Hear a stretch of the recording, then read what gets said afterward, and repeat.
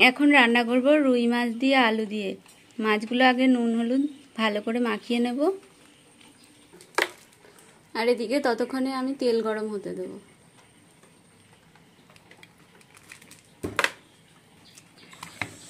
তেল গরম হতে হতে মাছগুলো একটু মাখিয়ে নিই।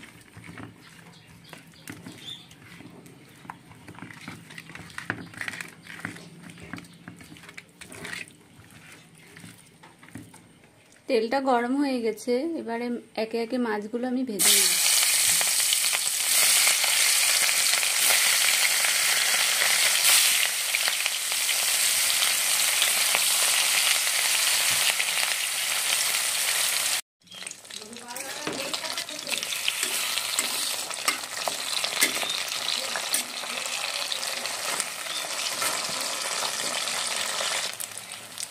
মাছগুলো ভাজা হয়ে গেছে, মাছগুলো এখন তুলে নেব।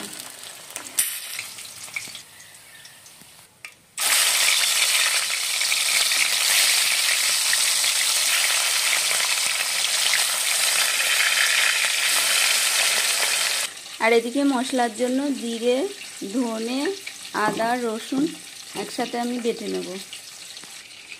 মশলাটা আমি পেস্ট করে নিয়েছি।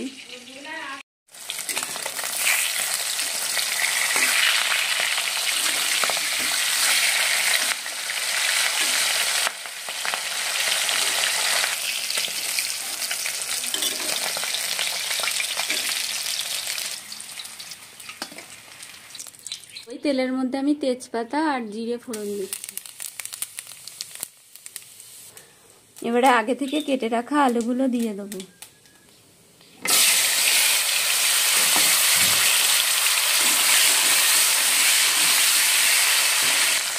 এর মধ্যে একে একে দেবো স্বাদ মতো লবণ,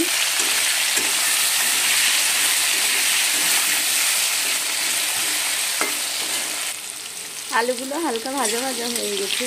এবারে এর মধ্যে বেটে রাখা মশলাটা দিয়ে দেবো।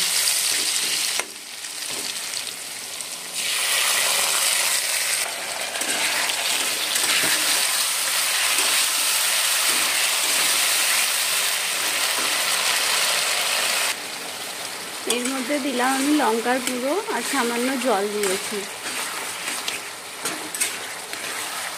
মশলাটা ভালো করে কষিয়ে নেব।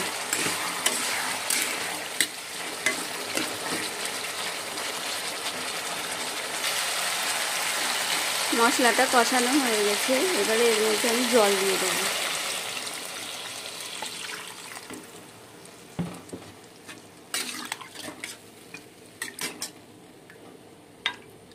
যেহেতু এটা ঝোল হবে তাই একটু বেশি করেই জল দিলাম।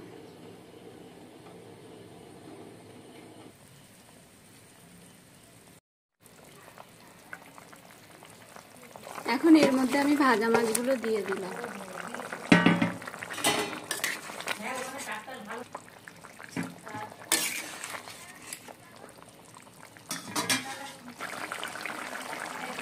এখন এর মধ্যে আমি দিয়ে দেবো গুঁড়ো গরম মশলা।